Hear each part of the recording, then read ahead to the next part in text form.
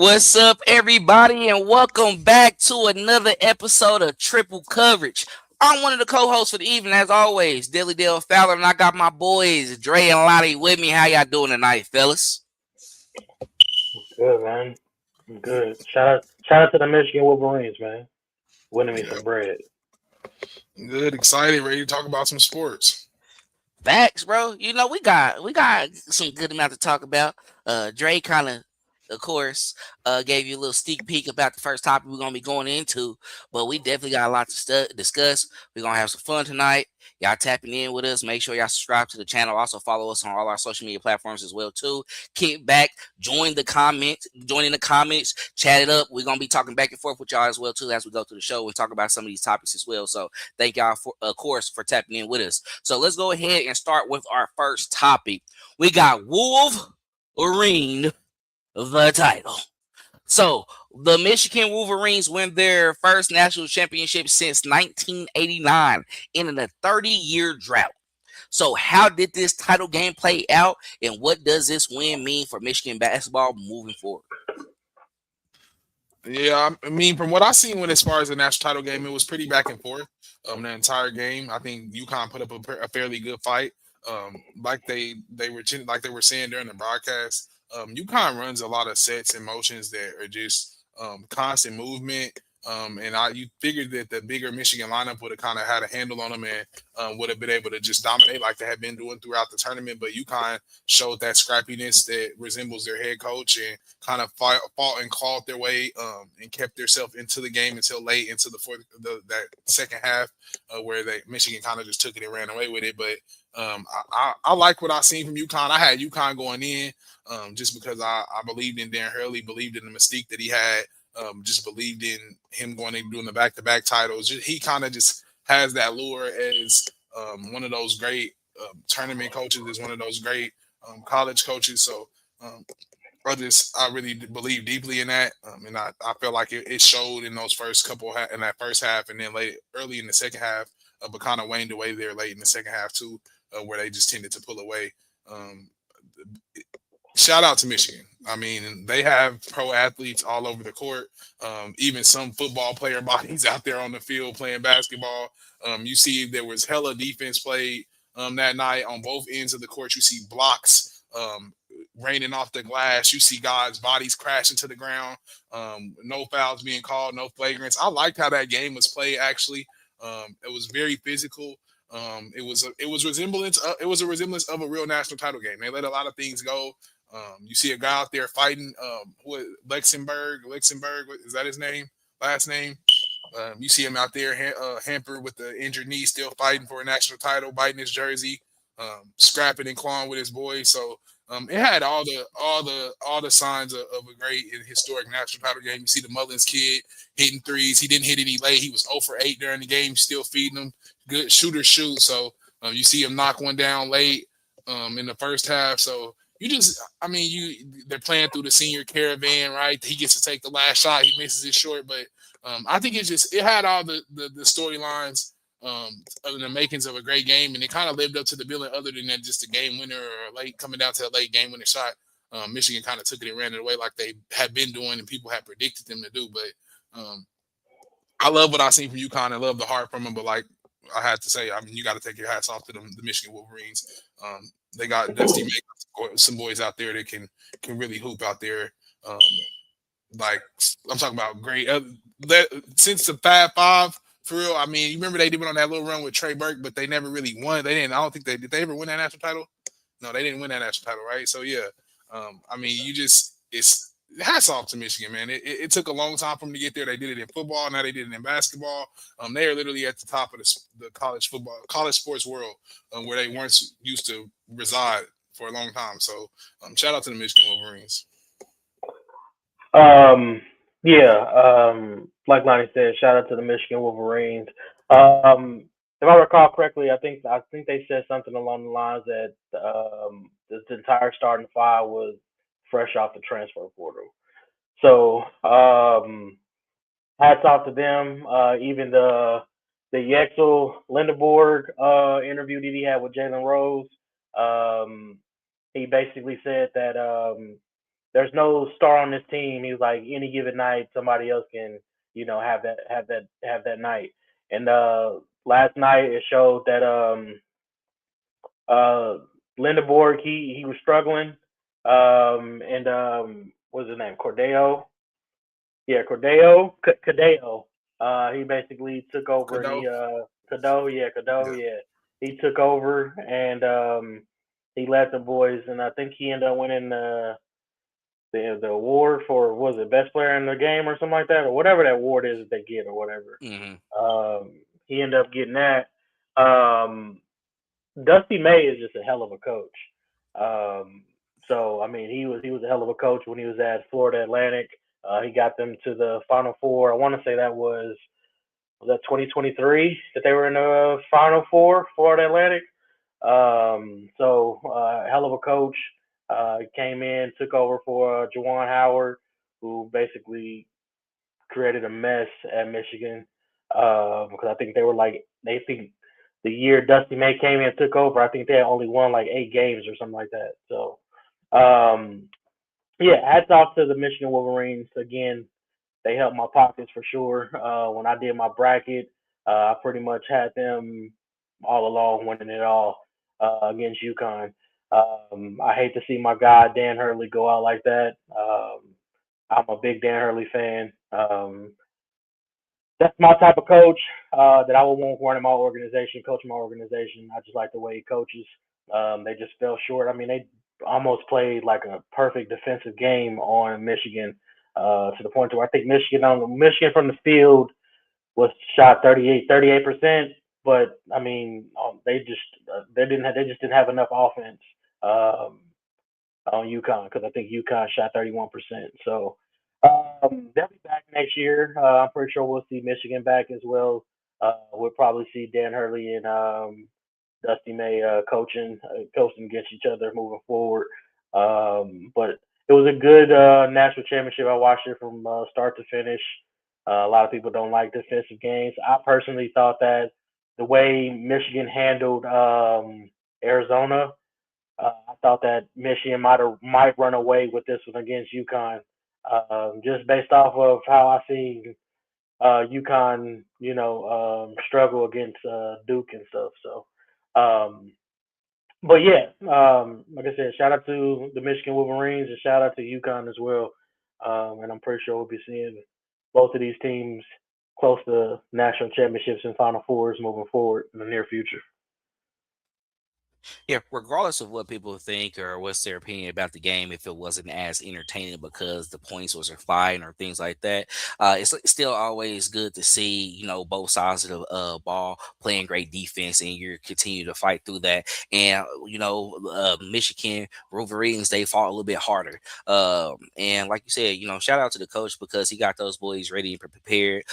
They were the better team all year. They've been one of the best teams throughout the entire country for the entire year as well too. So for them to be able to, of course, get to the end, because we know we don't see a lot of teams who are typically the best always not come out on top, especially with it being a long tournament. They were able to fight through from game one all the way up until this point, getting into March Madness and doing what they had to do. So I think for that, you got to tip your hats to that, just because they had a solid performance. And when you look at the stats as well too, but this game, even though it was at a time that the Wolverines was leading by 10 towards the end of the game, for them to still pull within 6 and end it like that. I mean, if you look from a statistical standpoint, I mean, Michigan did shoot better, 8% better, but at the same time as well too, when you come to the total stats and you're looking like the total rebounds, offensive rebounds, defensive rebounds, you have UConn actually topping in some of those areas, and even in assists as well too. But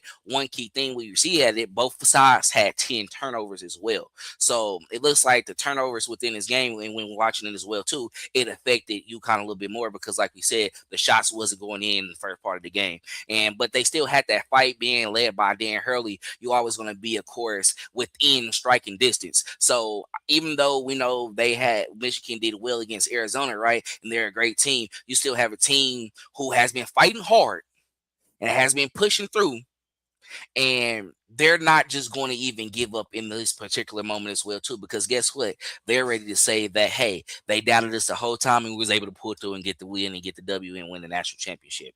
But, shout out to the Wolverines for, of course, doing their part in a 30-year drought. You mentioned that with those guys coming in from the transport portal as well too, all being all of the starters right there. Not only was that good recruiting on being able to get them in, but thank God for the NIL deals as well too. And they must have to put some money somewhere to be like, hey, we're gonna bring a unit here. Now, I'm not gonna say they spend much, but it's always a great added incentive being able to still go to a prestigious program, but also be offered a certain amount of dollars as well too to be able to, of course, help with your personal life and push into these moments like this. So, I mean, we're gonna be talking about how having this style of how college basketball going right now. We're going to be talking about that in later topics later on today, later on in this night. But just going back to the game, great performance. It was fun. Saw those Michigan fans out there going crazy, going wild. You see them in the thumbnail as well too when you saw them. So you see that, hey, they had a great time. They was able to end a drought that hey, when you're in those moments as well too, and that pressure is there, it could be a little it can be frustrating, right? And you will never know how that goes. So overall, I think it was pretty cool. I think it was fun. I was glad to be able to of course watch that performance, look at it as well too. So and be able to, of course, watch those joyous moments as well and see a team like that be able to, of course, fight through the adversity that they have dealt with for that amount of time. So anything else y'all want to add on this particular topic on the national championship game before we move forward? Any rebuttals to anything that was said? Like Drake said, I think they'll be there again. Both teams will be to the go to the Final Four again. I'm pretty sure. If not next year, sometime soon. They're just both blue blood programs. But shout out to Dusty May for real. What he built in Michigan. It's hard. For sure. I did read reports for for the NBA draft and stuff. My Miami Heat are looking at Yexel Lindeborg. So come we need it, but at the same time, I got Bam, bro. no. I mean, yeah, Bam's the power forward. Yexel is the small forward. We could. He scored 80. He scored 80, bro. Stop. He scored 80.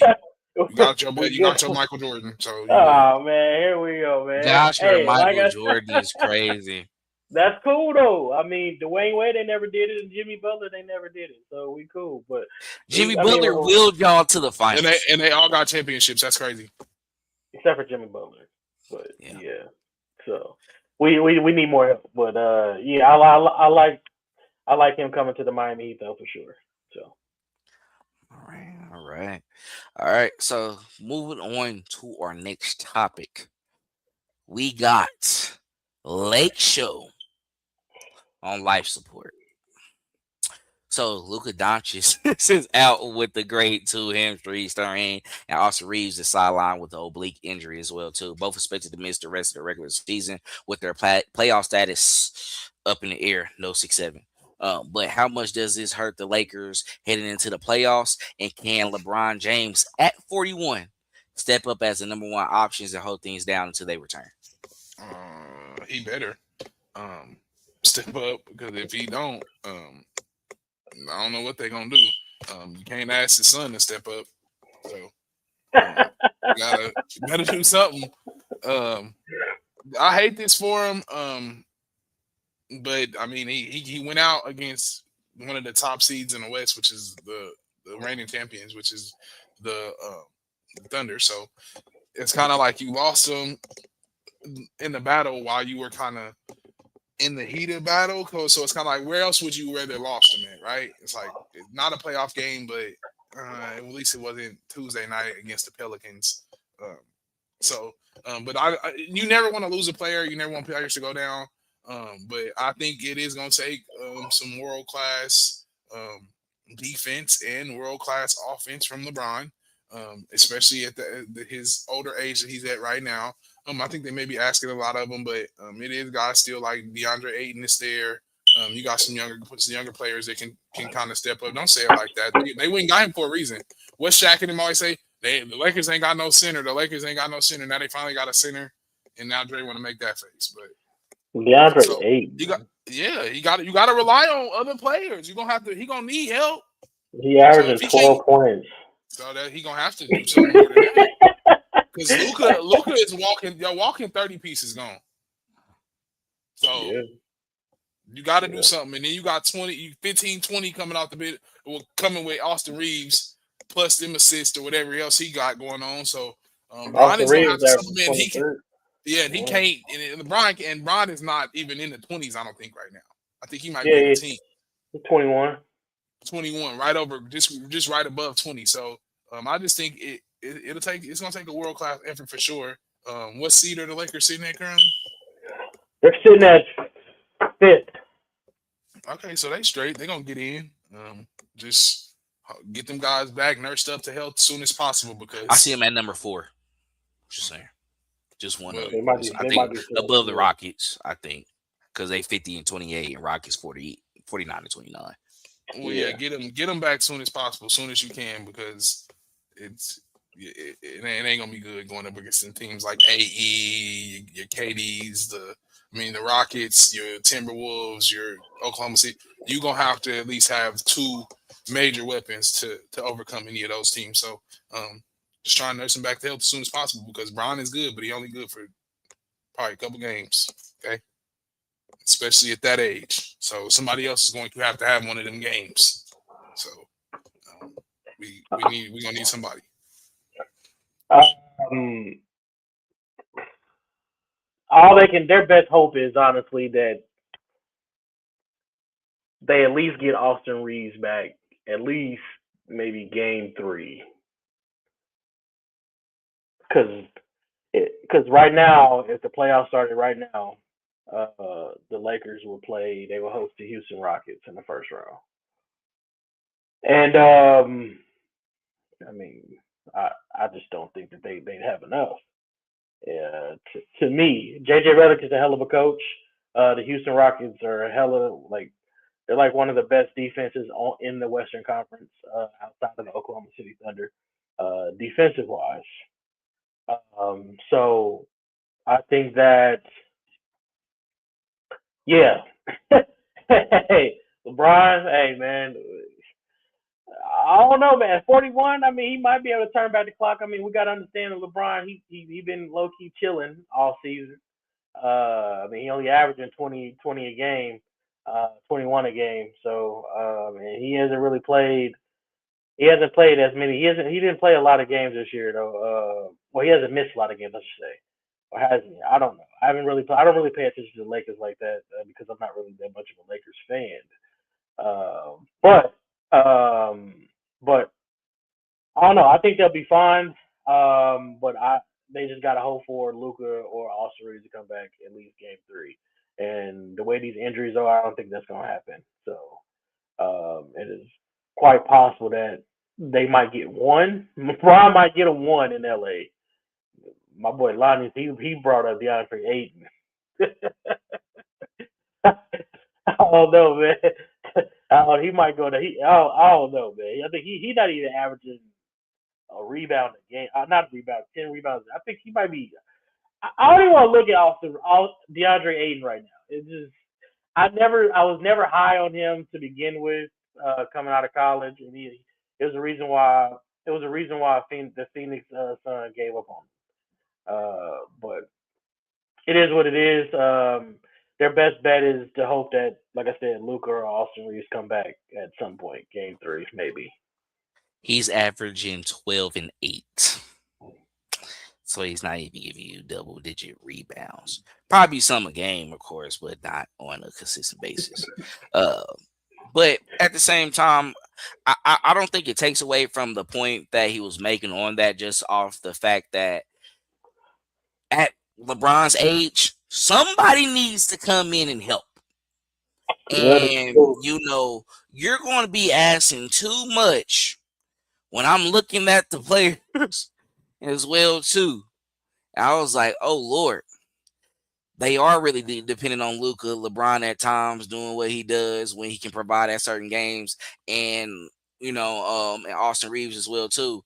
I mean, they got Marcus Smart in there. Uh, I'm not paying attention to the Lakers as much as well too. I don't know if they playing as much. I see Jared Vanderbilt, power forward, Jackson Hayes center. Uh, not too. I'm not gonna lie. I'm not gonna keep on saying a lot of names because a lot of them guys I don't really see contributing as much. Now they probably helping in the overall aspect of the game, being out there, being around those particular superstars like Luka and then LeBron as well too. And then you have also Austin Reeves who comes in and he does his part. He can give you 20, 30 at times, but also but he's moving around a lot. He's an active guy. He's getting off the screens. He's trying to get an opening, looking for the open shot, but also at the same time too, if he see the open guys with he see the open guy. He's trying to get it out to them. They looking for the best shot. But going into the question, I would say, LeBron, how are you approaching this postseason? If this is your last year, right? You sitting at the number 4 seed. I think how you shut up Jordan fans is having one of those second Cleveland go around type of playoff performances with Kyrie, and even when Kyrie was out. At 41. And it's going to be a good test with the Houston Rockets as well, too. KD on the other side. If I see you do 40 plus, 2+ nights, so I'm going to say, I'm rocking with you for that because I'm a Curry fan anyway. So I'm not going to lie. And when it comes to when you talk about the best player, I mean, yeah, I'm always rock with my guy, but we know what type of player that Curry is as well too. I mean, he's a point guard, he's an elite scorer. He can dribble at elite level as well too. But people are not going to try to sell him as the best player all the time, but a lot of us will. But overwhelmingly, you get the LeBron James saying that he's up there in the conversations with Jordan and also Kobe as well too. The mindset you coming into the series, I'm not gonna lie, I don't care you 41. I feel like people didn't care when Jordan was 40 and was hoping he was with the Wizards. Or his last day, I don't know if he made it to 40. I don't know. I'm not gonna hype like that. Jordan?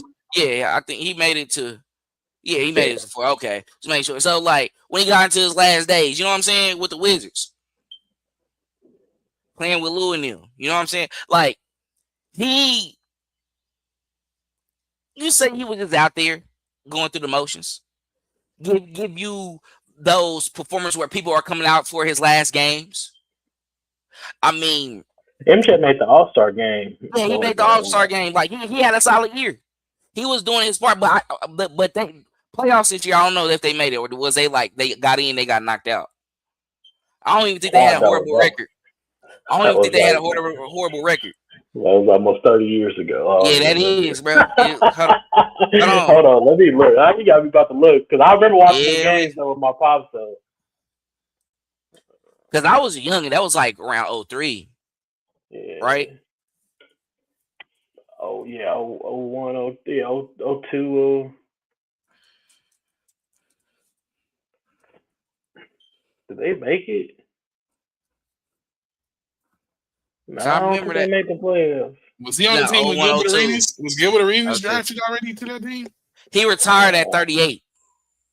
Who, Jordan? Yeah. No. No, they never made the playoffs with the Wizards. Yeah, but he was the oldest player to score 50 points in a game, 51 points during that time. So I mean, yeah, little milestones like that. But it was he had somewhat of his going out party, right? So LeBron, would you send that number 4 in the playoffs? And really, you're regardless of how we feel, how they're gonna last, how long they're gonna last in the playoffs, they're able to fight for a championship, right? Oh damn.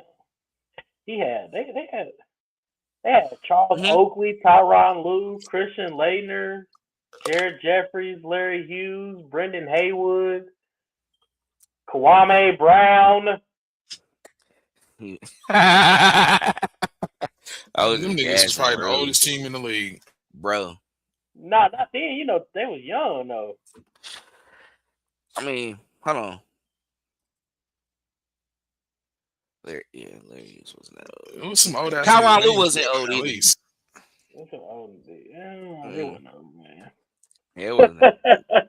Kwame Brown was never mind. I don't want to Yeah. start on the list. So, but you know how that went. But yeah, No, but overall, Kwame like Brown was trash. Stop it. yeah, I know. But overall, just getting back into the point, do something that wasn't done before. Be the oldest player that get to the Western Conference Finals. Fight to be the oldest player to get to the finals. I don't think he'd be the oldest player, but you know what I'm saying. At his age, being the number one guy and leading, I think that would stand out on their resume where the LeBron fans will have arguments with Jordan fans as well too. So my overall point is we know that it's going to take a unit and it's going to take guys to step up, but will those role players be able to step up? And that's what's very important. Dre, that's a question for Dre because Dre think everything is a game. Because we saying DeAndre Ayton got to step up. Like, bro, he a real NBA player, bro. What's his high? Come on. What's his career high? Excuse me. What's DeAndre Ayton's That's why career Shaq high? and Chuck be laughing at him. He had Career a high. career high 35 in What's points and yeah. then 23 rebounds, career high on February 7th. It was in 2023. I mean, the only years I saw that he was really like, where I thought like, okay, this can be some was when they went to the finals and then they just really just like, just honestly shit the bed. I'm just being real. And it was like, oh, and then it was just downhill after that. Like it was no recovery. So we'll see. But LeBron is gonna have to be some vintage LeBron. And it's gonna have to be the second start in Cleveland LeBron. It gotta be that LeBron that really said, I don't care who's on my side. Just do what I say. It got to be that block by James. Yeah, yes. Yeah. We not about to That get was that really a number. perfect 41, like 41 that is was really crazy. on He's not key though. doing I it. ain't gonna lie. That was hard. I ain't gonna lie. I give you It was hard. It that was. was It hard. was That hard was as hard. hell. I'm It not gonna. came in The that came whole in smooth. thing. Yeah. Even it was like it wasn't fake like Jason Tatum just was. Like it was like genuine. Like that Cleveland. Like that was all like real. Like You know he an actor too, bro, in his own ways. Like but no, I'm just saying, like from the shots, it was like the way they shot it and every like that moment with him crying and shit. I think nah. that's real for sure. Hey, I It don't took him so care long if to get that it mother. don't matter if he left at Miami before that and him coming back doing it, he still did it. Hey, sometimes it take you going to learn. Be like, let me go cheat real quick, get the recipe, get the idea success, and let me just we gonna get 1 year out of this at least. So Yeah, and that, I mean, yeah. imagine anybody winning a championship for their home team. I mean, imagine us being on them Super Bowl winning teams with like. And people calling that ring a Mickey Mouse ring for the bubble too. So I mean, you got a lot to. Man, because it was. So if y'all would have won, it wasn't gonna be Mickey Mouse ring, though, right? I'm not even a fan, bro. I'm not even a fan. Not gonna lie. Like, you know what I'm That saying? Mickey Mouse ass trophy, man. The one that I actually really wanted y'all to win though was 06 Wade. I was really downstairs in the basement, like, listen, you better really go crazy. Like, Yeah, we got that get one this done. dub. Got that Yeah. one done.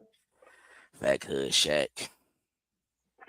Yeah, man. I loved. I witnessed them all, man. You know, I just didn't. I knew we didn't have a chance against the Nuggets when we played the Nuggets a couple years ago in the Yeah. finals. What about the Mavs? The Mavs in 2011. Yeah, Nah, yeah. we should You have thought won y'all that was gonna series. win. We Thought should y'all have were gonna won win, that. huh? We should have won that series, but LeBron froze So up you and ran into a disappeared white in boy the named finals. Dirk. Nah, LeBron disappeared. He disappeared in that finals. So, He ran into Jason Terry. but Jason Terry and them boys was hooping though. I can't even lie to you. They was hooping. No. But I mean, you know what it is. Like he, it's just more that you already have this particular record in the finals that people always like to call against you, right? And I'm not even gonna hold that against you, bro. You too old. Like we're not even gonna do that. It's just you have to add more. I feel fuel to the fire to make you want to get to that point. Be like, I really do have something to fight for Mhm. and something there. So we'll see how it goes. We'll see if it work out. We playoffs is shortly approaching. April is Last week here. of the last week of the regular season is Yep. Sunday. Yep. So it's gonna be these finals games. People gonna be locking in their seedings. And then we gonna be getting into the summer where it's gonna be nothing but basketball on the front screen, watching 7 game series In and being baseball. invested. I I I don't even have MLB TV. I'm not paying for it, so Royals just gonna get me on radio. I'm We ready to hey, rub we up the not gonna day. disrespect the boys on this platform. I ain't Keep even it respectful. going. They Keep it I'm not gonna respectful. lie. We If love they our come team. when they come on live TV, I'm gonna watch them. All right, But but I'm like, just saying, keep it yeah, respectful. We love they pissed boys me in off. blue. They pissed We me off got y'all. yesterday. Yeah, Yeah. they don't mean nothing if they see me. they're under Nah, 500. We still look, even they though y'all messed up lost my today, parlays last night.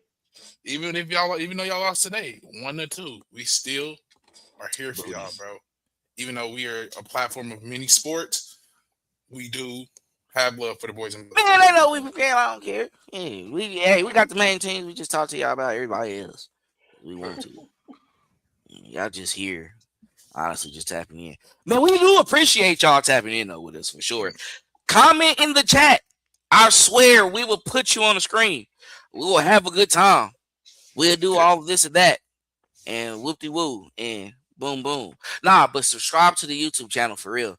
We on the road to 500. I actually on the road to 100. Let me not be all greedy. Let's get to 100 first, and then we'll progressively move by 100. And then also follow us on TikTok, Instagram, Facebook, and X as well too. That stuff will be in the chat in the descriptions. So just be able to just check it out right there. Type us in because we're gonna drop you with all the latest updates. And also follow us on our personal platforms as well too, because we always diving back and forth, having fun with people on the platform, on the page. We like to debate and of course have those particular conversations. So just go ahead and check us out and tap in with us. But let's go ahead and get into our next topic. Going back to college basketball for a little bit because they are trying to go pro. Nah, I mean, it's just the Tar Heels making a good, coaching selection. But it is a former NBA head coach, a former champion within the league as well, too. So North Carolina Tar Heels men's basketball brings in Mike Malone as their new head coach, adding a former championship coach to the program. So what do you think about UNC going to the NBA route? And how do you see Malone translating his pro success to his college game? Yeah, I mean, I think it makes sense for UNC just in general. I think that we spoke about this off air that a lot of teams in college are adopting the pro model just because we have entered the NIL, which is now pay for play. So you have to start to resemble the front office of a professional front office. And I think North Carolina is the first school to just adopt this model in both basketball and football. So I kind of like it. I think it's a forward thinking model. I think we won't really know the results until about 4 years from now, or however long they just continue to try and kind of science this thing out. Just depending on how long they want to do this project for. I'm not sure what it looks like, being that he does come from a pro space. And let Coach K tell it, the space in college is just a lot different. The landscape is different. You kind of have to beg and plead and kind of not be so tough on kids because they will leave. So I don't know what it looks like for Mike Malone, but I love the hire for North Carolina. I think that this is the first school to adopt this type of um, ideology, and I think that a lot of schools moving forward will probably adopt the same ideology and try and resemble a pro style type of administration, just because it'll help with things in the long run, especially now that things are pay for play.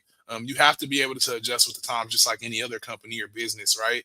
So you have to be able to learn how to adjust contracts, how to market, how to go through free agency, how to let guys go, how to you just have to learn how to do a lot of different things. So I think that this is just a forward thinking model that North Carolina has adopted. And I think 3 years from now, if they win a national title, 2 years from now, I think that they'll just be the ones to say that they pioneered this professional look first.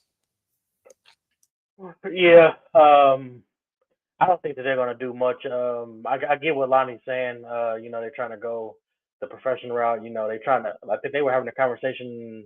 I want to say yesterday on before the game started. Jay Bilas was talking to um I can't even think of his damn name. It's right there on top of my head. The damn head coach for who used to coach for you Kentucky. Now he's the head coach at Arkansas. Coach Cal. Yeah, Coach Tony. Cal. Yeah, yeah, they were having a conversation about that yesterday, and how they're trying to get to NBA, a professional standpoint. Um, and I think that I don't think that it's going to work on the college on the football side of things because I don't think that Bill Belichick will be there much longer. He did say that. Uh, he's grooming his son to, be the head coach moving forward uh, once he's gone. But I do like Mike Malone. I do like he's a hell of a coach. I know I was talking to a couple of people in the group yesterday. They were saying that he might have a hard time coaching, and I mean not coaching but recruiting. And I was saying at UNC, you don't need to pretty much you don't need to do much when it comes to the name sells itself, honestly. And then on top of that, they're sponsored by Jordan. The kid doesn't want to get player edition J's and Jordan product and stuff like that. So I mean, they'll be fine on the college basketball side of things. Like I said, he's a hell of a coach. I'm pretty sure he's gonna have a hell of a staff, and yeah, that they could possibly be contending again for sure in the ACC. It might not be right away. I mean, but then again, the transfer portal. It depends on what the type of budget is for UNC when it comes to the transfer portal and how much money they shelving out for the NIL deals. So they could possibly go in and hit that transfer portal and get them a stacked top five, a starting five like Dusty May did for Michigan. So at the end of the day, money talks when it comes to this college basketball stuff. It's crazy to even be talking about these kids is having contract talks to go play college ball. I never thought that I would be having conversations about that, and they talking about, well, you're not paying me enough, so I'm gonna go over here, and this is like it's pretty much like the pros at this point. So um, I don't know. Like I said, I like the hire. I still don't think that he should have been fired from the Nuggets. But his voice and his leadership, I guess, kind of grew tired. I guess he got stale in that locker room, and he was rubbing people the wrong way. A lot of players um, wasn't responding to his word in the locker room. So you can't have that same mindset when it comes to this college stuff though, because I mean, they're not tied to deals like the NBA players are. Like a lot of these NBA players, they tied to 3-4 years. These college kids, they one and done. They can, well, you piss me off, you put me on the bench, and this and this. Well, I'm leaving. I don't even want to play here no more. So right then and there type stuff. So I don't know. They do. Future, well, I want to have a conversation about that as well when it comes to the NIL deals. They got to start putting some restriction on that stuff when it comes to the NIL deals. Like these kids, you can't leave until the end of the season, or you can't leave until you fulfill what we talked about in this contract, or if you do leave before breaking this contract or whatever the case, you owe us. So it's like I don't know. They got to start having some type of situation when it comes to that. I don't like to talk politics, but Donald Trump did just sign an executive order saying that you would only be able to transfer one time. I I don't like know that. if I they like saying that they don't know idea. if it's gonna hold up in court at all with all the stuff that's going on for pay for play, but he did just sign an executive order saying that you would only be able to transfer once, Well, I which like would that. be I like that. I like that. But yeah, I mean, yeah, you don't want them to really abuse the system. So yeah, we'll see if it really holds up and see how that goes. But going back to Mike Malone being the new head coach for the Tar Heels, I mean. Okay, I mean, hearing the NBA name, hearing a familiar guy who's going to coach a program like that, I think when you look at it, it's like I understand what North Carolina is trying to do, just because with them being a prestigious program like that, being a program, of course, that is trying to uphold a particular excellence as well too. I think, like what you said, Dre, with them selling the name what it is, he's going to have guys already come out there and probably want to play within that particular style as well too. And I don't want to do this because he's an NBA coach. He's on coming to this particular into this organization and just bring that same culture and win one just like he did up there as well too. I think over time, especially if he can be able to resonate with the players, can be able to connect to them on that level, I think that's how he will be able to win the championship. Because what he's going to have to do is, and just to be honest with you, he's going to actually have to transform into a guy who is more willing to come in and to be able to relate to them. And that's meaning, having probably music playing at the practice, being able to be in those little player circles and having a little fun, and showing them your personality and making them play for you.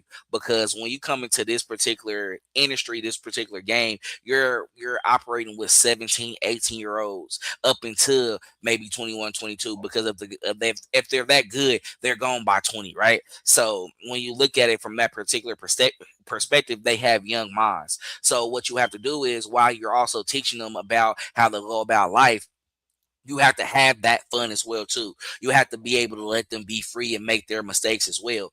But you're going to have to coach. You're not just going to give it to Jokic or Jamal Murray and may have them make a play and be able to, of course, go out there and play basketball, have that relationship with them guys, expect them to have that chemistry and do it.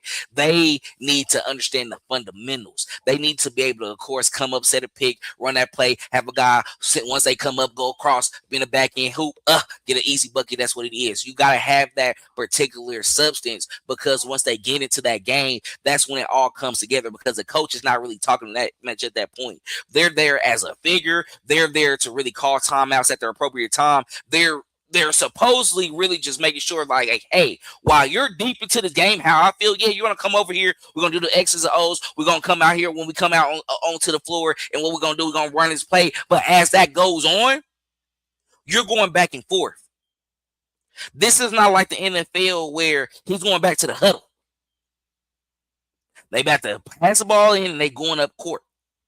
So I think you're once he gets that, hey, I'm gonna have to get in there, really be able to get out there, go practice with them, be able to show in certain moments, like you're gonna have to use your body to be able to relate to those players. That's how you're gonna be able, I feel, to create a successful program and get a championship. Yeah, I mean they can, They gotta they have can do it fun. too. You Yeah, gotta have fun. Like that. I they think say that's they it. say they say Dan Hurley pairs off in his players. So I don't yeah. know. He gets Mm. Since coaching style is different. yeah, he doesn't he gets a lot of assistant coaches that doesn't like coaching with him. So because he gets into his players for sure. They in So national championships though all the time, Dre. So maybe exactly. y'all need to take a page out of their book instead of getting Bill Self's friends. Hey, don't get me started on Mizzou, please All don't. right. Don't get me started on Mizzou. Y'all might need to call somebody from Dan Hurley's staff at this point. We might. I'm We might. fine because I don't like. I mean, Border war wise, I just used to love to be able to beat Kansas, but they wasn't winning a national championship. Hey, I bro, was shut never up with all tripping. that, bro. You from Missouri, bro? Don't no, shut up, bro. Don't do that. I'm talking about as football. We You grew wasn't up in winning on Missouri national though, championship. so no, We you was going to the bowl. don't even We wasn't act going to like no that, national. bro. Don't even act like you gonna remotely root for them, bro. Don't do that. Who remotely great root for who? Kansas? No, I wasn't Yeah, gonna say that at all. I didn't care about He them at come, he all. come to the good Like, side, man. Come on to the whoa, good whoa, whoa, whoa, side, whoa. man. That wasn't buttering up at all. I swear to God, that was Raw, just saying like I know raw, in general raw that they're talk. not a great college program to that point of winning a national championship. I mean, we Then if got he the comes to Chiefs. the So I good don't side, care. just come on, man. Y'all ain't gonna have the Chiefs for long. You know where the Chiefs going? Where the Chiefs I going? live in them. I Where the live Chiefs in them. going? They I gonna don't be live. they gonna be like 20 minutes away from the Jayhawks. So you might as well just the Kansas Waco Chiefs. There we go. Wanda Chiefs, man. Why we not even about to do that?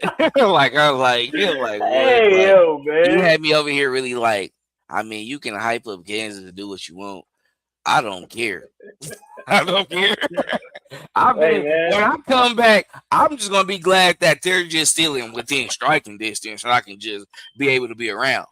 I mean, because if I was, I would have voted yes. I'm just gonna be Yeah, real. yeah, I yeah, y'all go, gonna be tailgating in Wanda. I get it, man. Come on over, man. Tailgate to the games and stuff. You feel me? You know.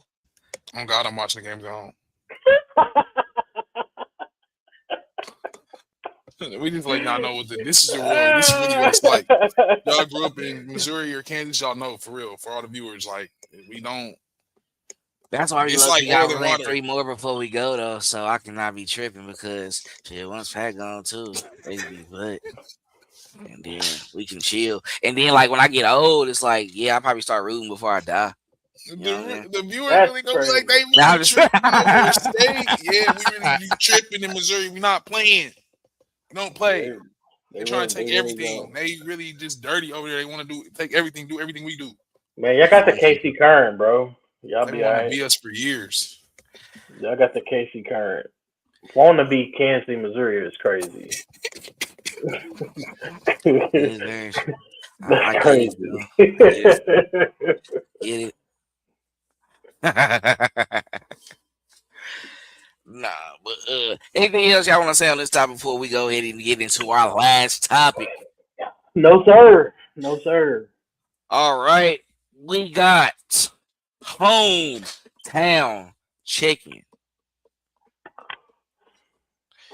So, with the draft month amongst us, y'all not gonna see it on the screen, but we are going to present our mock drafts for the Kansas City Chiefs.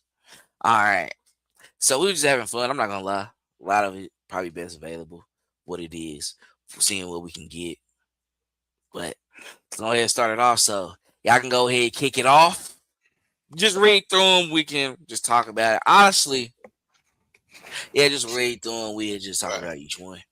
And we All just do right, it like so that. mine, I went, I went, and I just didn't, I didn't mind, you know, a little some. It wasn't. I done did it like 4 different times, and then the first 2 times I was able to get Jeremiah Love, I wasn't able to get Jeremiah Love this time. So, I got Sonny Styles at 9.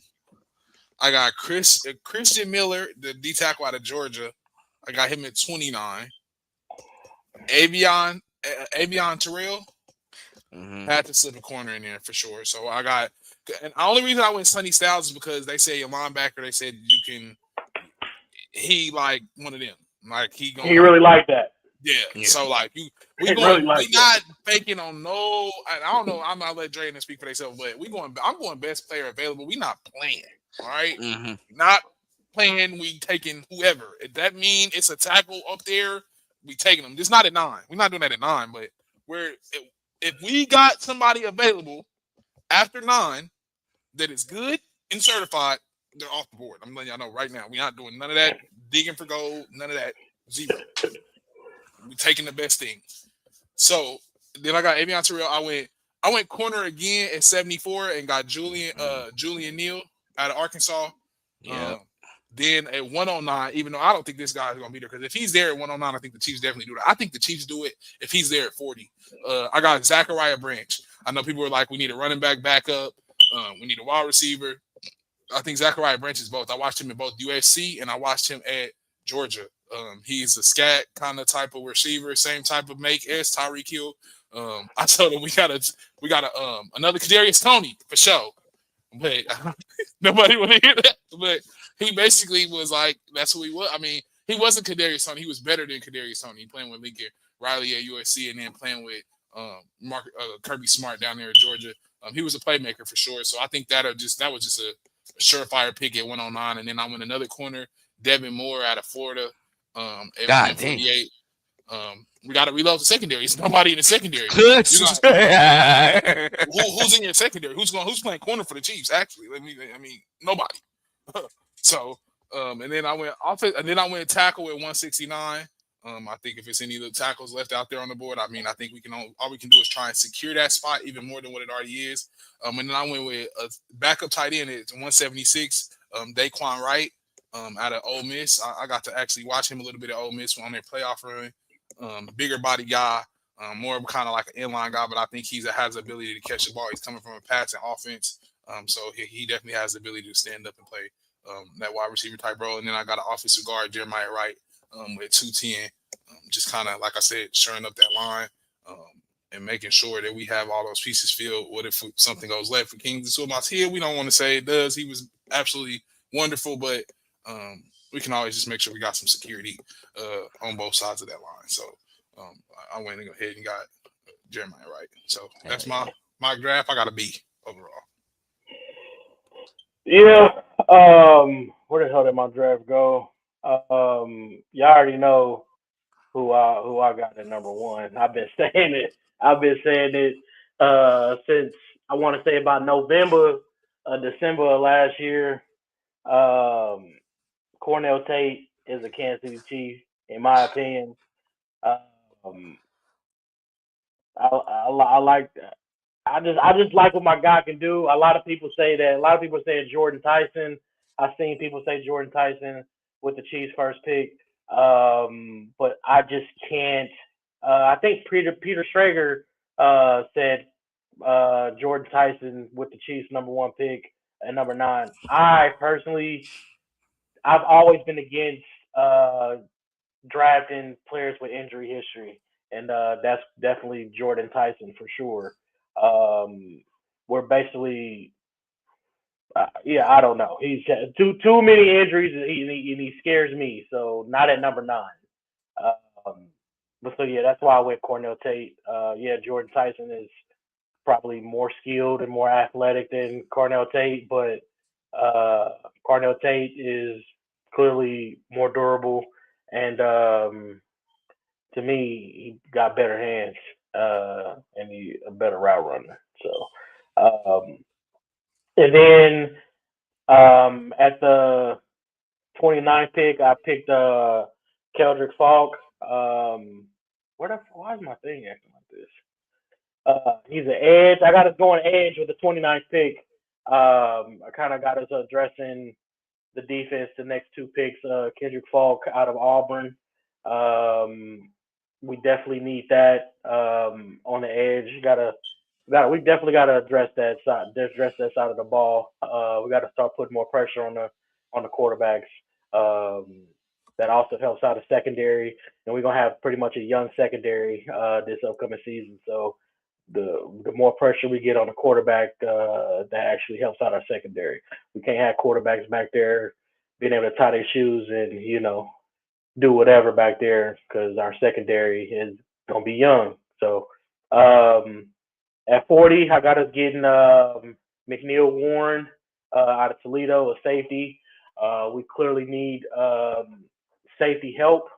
Our secondary is pretty much gone with Brian Cook, Watson, and McDuffie gone. So we gonna need as much help as we can get. So yes, I got them addressing that. Zachariah Branch, I got us going wide receiver again at pick 74. The wide receiver out of Georgia. You can never have too many weapons for Pat. Pat needs as much weapons as we possibly can. I'm not really sold on the wide receivers that we currently have as far as outside of Rasheed Rice and Xavier Worthy being healthy moving forward. I see Xavier Worthy bulking up because I think he realized his frame, his small frame, was an issue. And Taekwon I see Thornton earned our trust though. I think he put uh, in. a lot of people hype on. A lot of people are high on Taekwondo Thornton. I don't know, man. I don't know. I don't know. I mean, when he was out there last year, he did perform and everything like that, but he disappeared later on in the season, kind of like how I predicted once. You know, Worthy got back. well, yeah, Yeah, Worthy got back. Risky. So Yeah, yeah. I don't know. I'm hoping that we can do something because I think it's is it Thornton? It's Thornton, Jalen Royals. You got Rice, and you got Worthy, and then you got Nico Remigio. Yep. So that's our five. So I kind of want them to address that wide receiver room for sure. And then at 109, I got us going Darrell Jackson Jr., a defensive lineman out of Florida State. We got to address that too because Drew is going to be not Drew. Um, I forgot. I can't even think of his damn name. But Chris. yeah, Chris. yeah. So we gonna need some Chris Jones need help. Okay, all right. So um, we definitely need that. I got Decario Davis with the 148th pick. He's a cornerback out of Washington. Chiefs clearly has a history of drafting good cornerbacks out of Washington. We saw that with Marcus Peters, and we saw that with Trent McDuffie. So Chiefs got a history. They love getting DBs out of Washington. So I think that that could be a good one. Decario Davis out of Washington. Then I got us getting um, a tackle, Drew Shelton out of Penn State. Hopefully he can be a swing tackle and help out if needed at the right tackle spot for just in case Jalen Moore doesn't pan out. Jalen Moore getting paid 18 million. He got an $18 million cap hit this year, so he better pan out. Dale been saying it's his last year. He go find something to do. You go play, my boy. So with that cap. So I don't know. I still think that he. Hey, is Juan Taylor has anybody signed him? Anybody Nope. signed him? He ain't been signed. Maybe he come back on the small on the shorter deal or something. Why does the hell no? we done. Man, hey, it's possible. I mean, you never know. I'm just saying, man. But yeah, so then I got us getting the running back Nick Singleton out of Penn State with the 176 pick.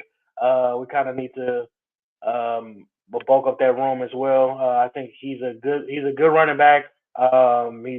He's decent at pass catching. That's the kind of running back that we need. And yeah, so I definitely like that pick. I think I had him in one of my mock drafts. I had him going higher than what I got him at now. So they was looking at me like, oh boy, what the hell are you doing with that pick, boy? I like his skill set. I like what he, I like what he does on the football field. So they was basically saying that was like a reach for picking him that high. So, but yeah, I like that. And then I got to get a tight end, Gillenborg, tight end out of Wyoming. So uh, kind of got to address that.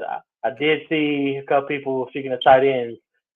Some people saying Keon Sadiq or Ken Sadiq or whatever out of Oregon. Some people got Kansas City taking him at 9. So Nick Wright was even talking about it, and I'm not I'm not saying do it, but taking a tight end at 9. But he really liked that though. He He really is a liked freak. that. He's a freak for sure. He really liked that. So, but I don't know if I take him at 9 though. But there's also another player that I've been saying on that draft that's gonna go in the draft. Um, uh, uh, I just had a brain fart that quick. So uh, it is what it is, man. Because yeah, those are my picks. Mm-hmm. All right, bet.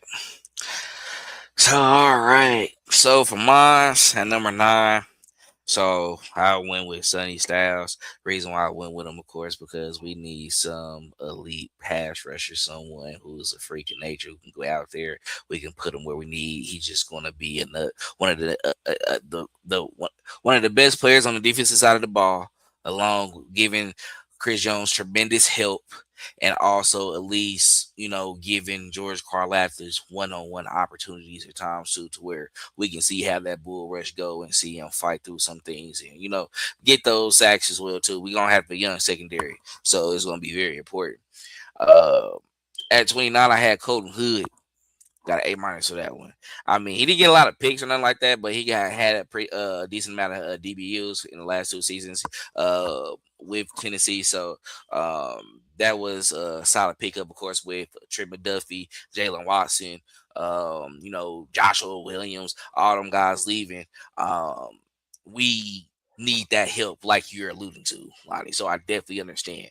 So you're gonna be on my head a little bit because of the next pick is another DB and it's a safety. Uh, uh, Emmanuel McNeil Warren, just like at the same spot you had, Dre. I was like, oh, he's there. Got to be minus for that added to lead. I was like, Brian Cook gone. Y'all was kind of acting weird with Jaden Hicks last season. Um, Shamari Connor technically is a safety, right? So I guess you put him back there in that room. That's only two guys. And we can get someone within that second round, or early third round to, of course, be able to, add some value to that Spagnuolo, Dave Merritt led defensive back group. I'm all for that. Just because we're going to need to fill up in that area, especially if we can get an elite pass rusher early in the first round. Now I know we want a great wide receiver. That's why it's like Cardinal Tate wasn't there at some of my picks. If I would have seen it, I did debate at times, but I'm not gonna lie, I was on the same time as you, Lonnie. I was like, we need an elite pass rusher. We need it. We need that guy. It's that time, like we always said. You didn't get into some of the spots to be able to get the guys early on, right? You're kind of sitting in the area to where your offense is led by Patrick Mahomes. You get him the needed weapons. You went out, got a former Super Bowl MVP already, right? You already got that done. I need to fill up this defense. And I kind of, it's going to be a little bit 2022-ish, just because of how you trying to really at least get back to being able to coach them up, being able to have them play at a level to where, okay, Pat, we giving you chances. We gonna get these stops.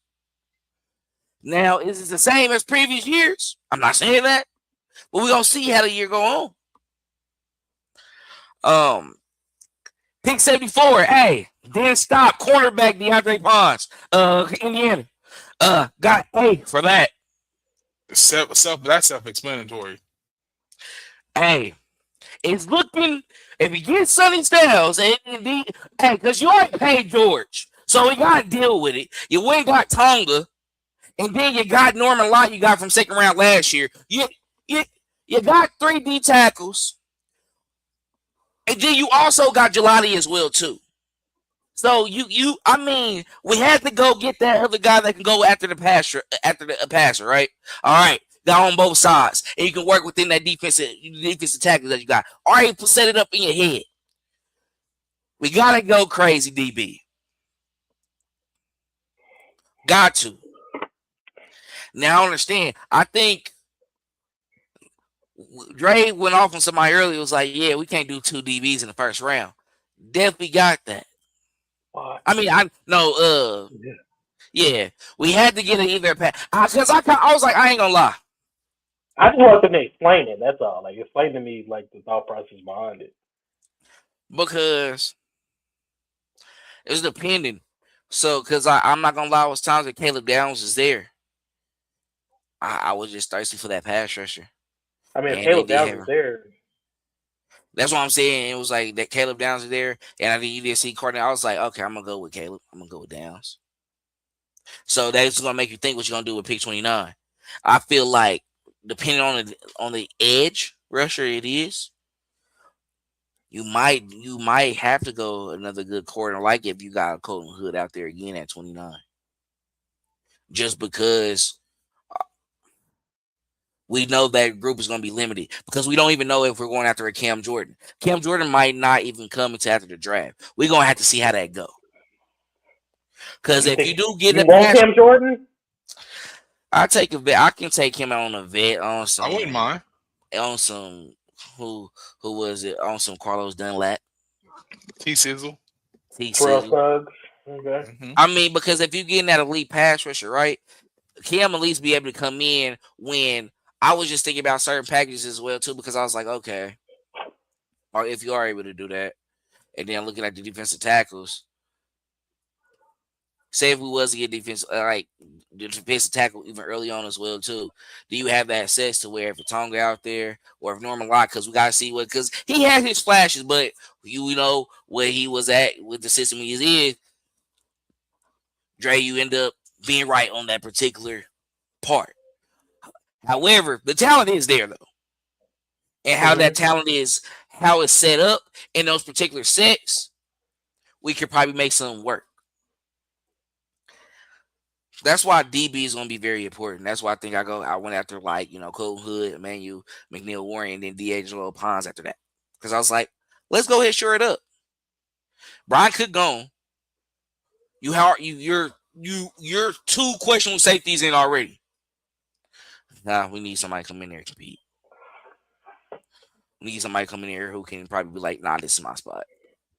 You know. And then with D'Angelo Pons after that, I know we got Noah Williams, but at the same time, it's going to give a lot of like. I feel like Noah Williams is still get that number 2 spot, but we still need we still need our nickel and dime.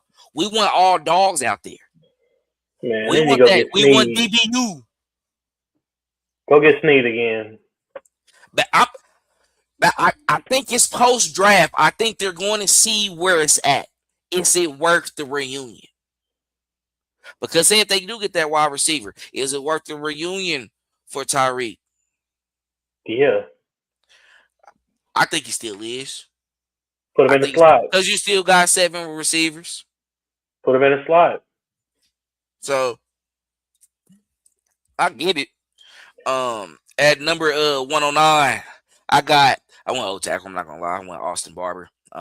I was just feeling like that was a position need. Just get somebody out there. Jalen Moore gonna start still, right? But you still need those bodies Is out there, he? huh?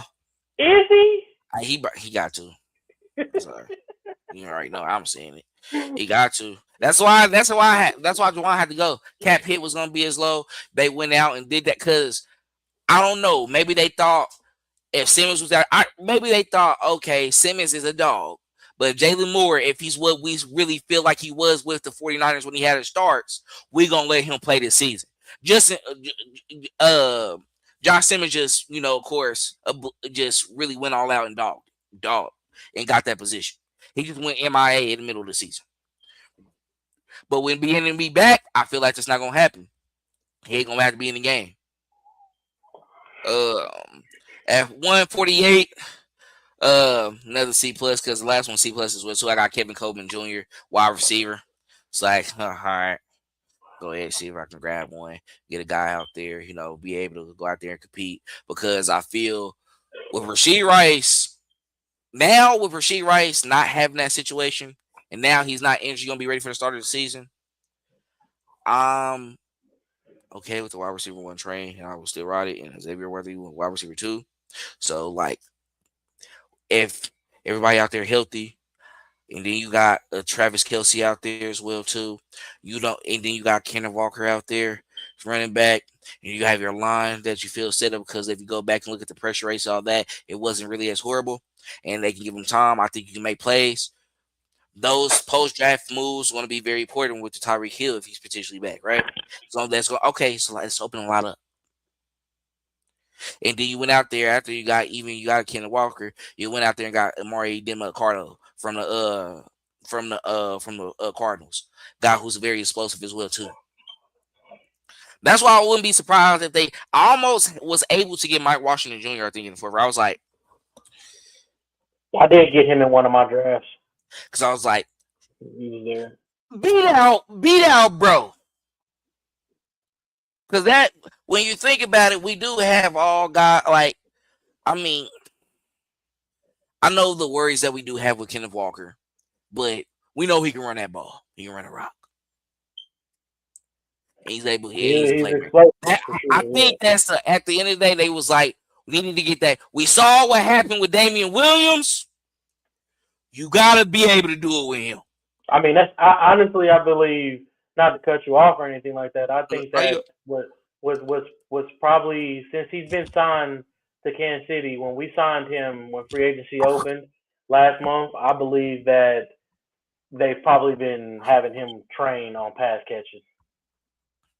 I mean, Doing because I think that they should have been having that, because I think all the off season program started today too. So I don't know. I don't know when Kansas City started. I think it might be tomorrow or something like that. But I did see teams reporting to camps mm-hmm.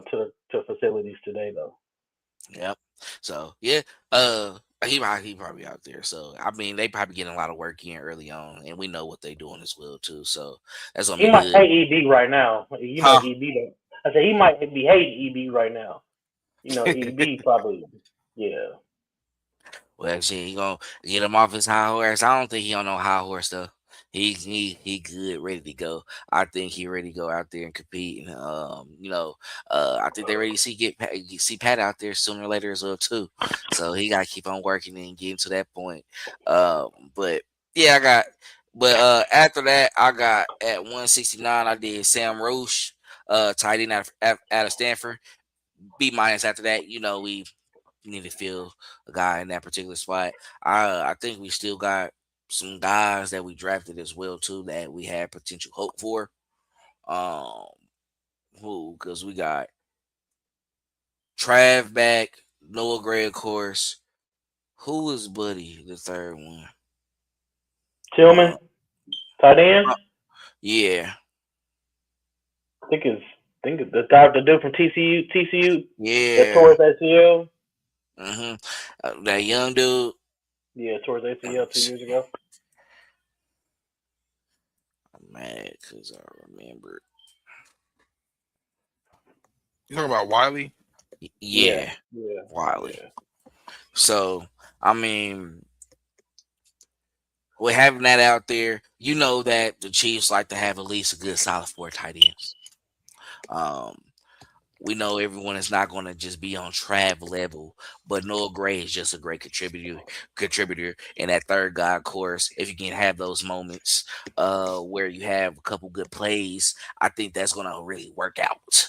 Uh, just have that out there, and might not be on the active roster all the time, but I think someone, of course, will be on the practice squad as well too. So um, I think it's just a good body to have. And then after that, I got at 176, I got linebacker Kendall Daniels out of Oklahoma. C minus, wasn't the best grade, but I was like, got Bolton, got Tranquil, you restructured his deal. Also, who we got? I think Cochran only still there. uh, Damn, who else? Oh, we got Bassa. So we gotta see what bro on. So I think just having another, we had some guys walk away. Of course we didn't Man, ain't like. nobody worry about no damn Yeah, Cochran, bro. Cochran gotta yeah. go. But you practice squad can't or He played special a couple teams as times. well Like too. yeah, yeah. He. hmm He had to Mm, play once the end of the season where it's like, yeah, we don't mm. care no more. And then at 210, I got safety out of Oregon, Jaden Kennedy. So once again, just of course adding another body to the DB room back there with the safeties. Can't body someone out there compete, but really seeing who's gonna be the best to be able to be ready. Because I know with overall with the draft, I gotta be. I think when you look at this particular picture that you have, like the one that I had right here, I'm seeing some things happening post draft as well. Where it's like you're gonna have to start feeling that. and how Tyreek has been training up in Kansas City as well too, being around in the area and stuff like that. Not saying that's just a for sure lock, Yeah, he but here I for his mean, kids too. His kids here. yeah, it's a lot of it's all that. So I think it's just something that you can be aware of, and it's like, okay, we really got our two guys that we're rocking with, and then we brought back Taquan because what he did in the start of the season. I know he faded away, but it's really because of how it was set up, and he was in the same spot as a guy who was within that, who was doing the same thing as him, who came back. So now with this going on, Reed said he wanted to do more with Xavier Worthy as well too. So that's why I'm gonna go ahead and say you got your 3 or 4 because we really want to see more from Jalen Royals, and we know Nico is a special team guy already, and I know what he have done within special teams when he was here. So it is what it is, and it was good. It was fun. So that's it on my If we draft. get if we get Conseco, I think he end up taking B Hill spot. Honestly, because whatever whatever that boy name was it Conseco whatever his name is. You drafted him Concepcion. in yeah Concepcion yeah if we get him I think that he replaces Yeah, I Nico. saw him too early. I was like, should I pick him? I was like, let me see. I think he had about like 916 yards. I think he was one of those guys who was like, okay. Hey, this got to be the year for Jalen Royals though. I can't. You had a whole year, but boy, we gave you a pass last year, and the way We they was can't get hyping you up, injured. the way they was hyping you up in camp last year, talking about the skills and everything like that. Boy, this year too, boy, you didn't had a year to learn this playbook.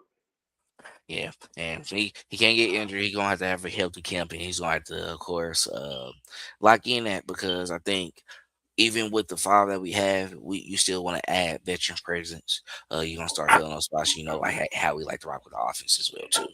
So, So I know yeah, while we're on the whole Chiefs hometown lock in and everything like that, we you got to talk about before we go because I know we're about to go. Rasheed Rice being found not liable at all. oh yeah, for sure. That's definitely gonna be. We're gonna discuss that a lot more too. Like Yes, it's I'm some of the I'm best. happy. I wanted to say some of the best news, but just keeping his nose clean. That's good, yeah, for sure. Shout out to if we talk about the bad, we got to talk about the good too. Yeah, all Keep right. your Yeah, nose clean. yeah, Keep your We nose needed clean, bro.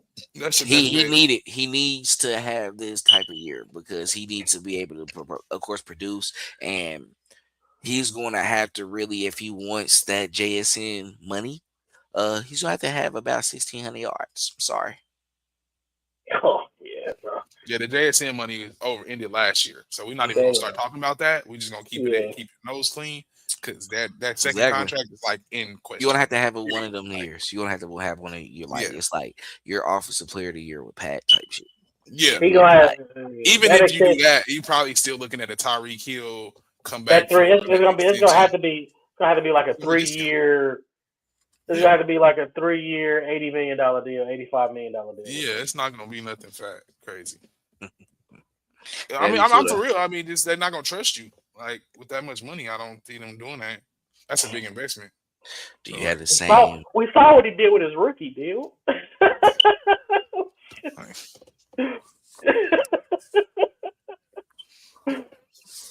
Shout out to Rasheed Rice, man. Shout out to Foe, man. Put your foes up, man. Shout out to my boy, man. He did it, man. He out there. Let's have a successful year, have a successful training camp. It's a lot. It's a lot. I think it's gonna be fun. And a draft coming up in a couple weeks as well too. And we're gonna do a day one, bro. We're gonna do a day one live. We're not gonna do our regular Tuesday. We're gonna do the day one live for the draft because we're gonna be early on in and at the end, so we see the moves that we're doing during that time. But also breaking down all the moves that's going on throughout the first round as well too. And we're gonna see if we can get some guests to come on and tap in with us and have a good time. And of course, George, so kick back, have some fun, be ready for it. But fellas, anything y'all want to say before we go ahead and close it out and get out of here? No, no, sir. like, comment, subscribe.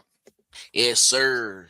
Yes, sir. So please like, comment, and share this video so other Chiefs fans like yourself can please enjoy our content as well. Make Other sure to subscribe fans to our like YouTube channel. yourself. Yes. Huh? Fans. That's what are you talking about? Said Chiefs fans. What you said? Other Chiefs fans like yourself. It was I just, didn't say that. I know you Uh, just got caught up in the moment, but it was damn, that cool. was very. I know. I already know. Yeah, I was chilling, bro. And you killed the vibe. Shut I know, up. bro. I thought, bro. Like, damn, bro. Like, I just told him. Now, let rewind.